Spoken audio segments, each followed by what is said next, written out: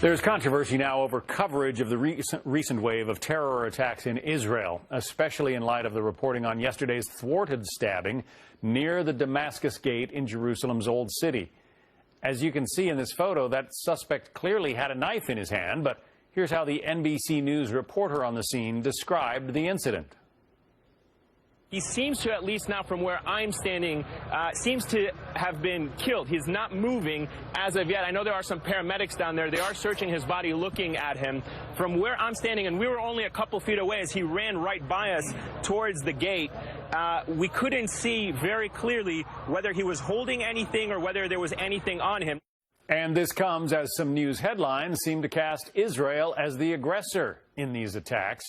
Joining us now, Rick Grenell, former advisor to 4 U.S. ambassadors to the UN, and Judith Miller is a Pulitzer Prize-winning investigative reporter, author, and a Fox News contributor, as is Rick.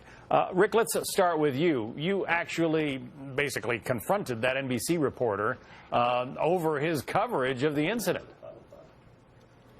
Yeah, I happened to be watching MSNBC as Ayman Mohyeldin was literally describing the scene as it unfolded. And from the very beginning, he failed to report on a few key facts.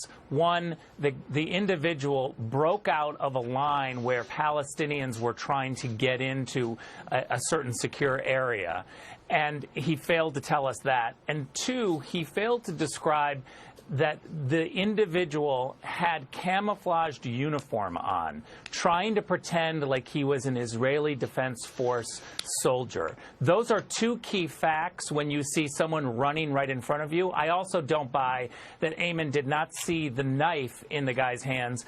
Ayman had to be confronted by the anchor who had to correct him because he said, I saw two open hands with nothing in them. And the anchor on MSNBC had to say, actually, Ayman, we're running video showing that you're wrong.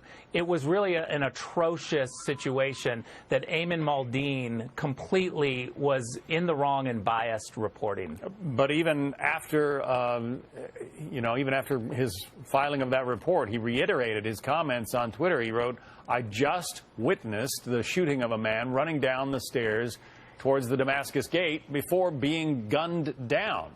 No mention, once again, of the knife. Judy, how does a reporter get away with that kind of reporting? Well, he gets away with it because so many people are doing very similar things, John. I agree with Rick totally.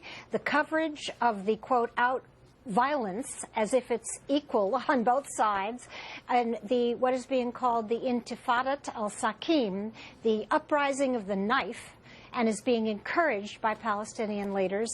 The coverage has been simply outrageous. I want to give you another case in point.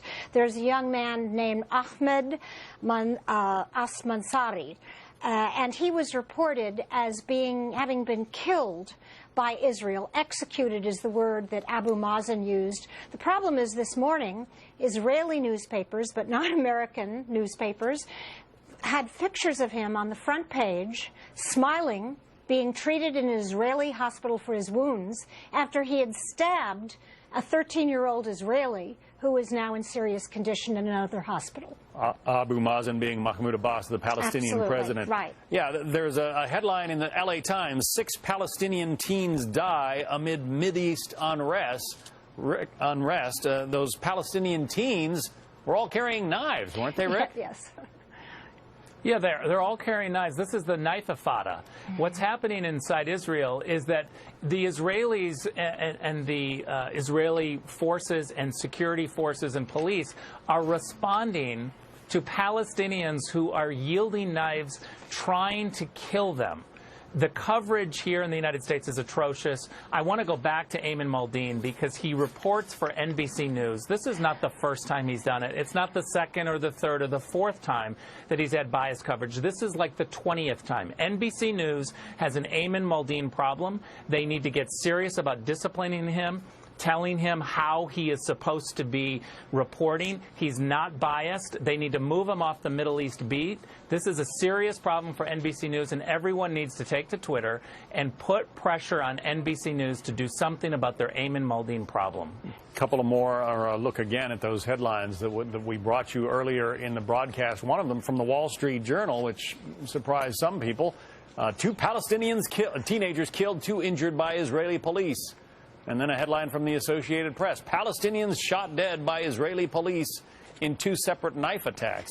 You might not necessarily connect the fact that the people with the knives were the 2 kids who were shot dead. Right. Every society, even a society that's occupying another society, has a right to defend itself. Israelis do not want to walk down the street and face knife attacks. And that's what's going on. This is very different from what's happened before, because many of these attacks are lone wolf attacks. They are by young Palestinians in East Jerusalem. So they're not in Hamas-controlled Gaza.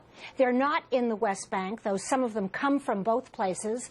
These are young people incited by cartoons, by social media, yes, and by Palestinian leaders to go out and kill an Israeli. That's unacceptable. Well, viewers should pay attention to this segment when they read some of the headlines that are still to come, because apparently the media will continue to try and get it wrong. Judy Miller, Rick Grenell, thank you both. Thank you.